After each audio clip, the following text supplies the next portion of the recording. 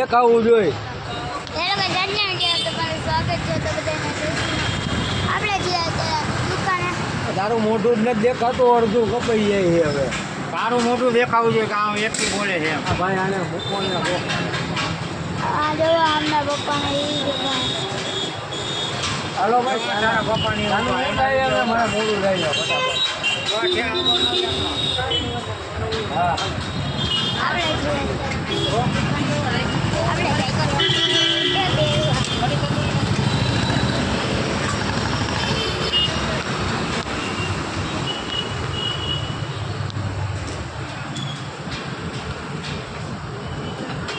જો પપ્પા આવી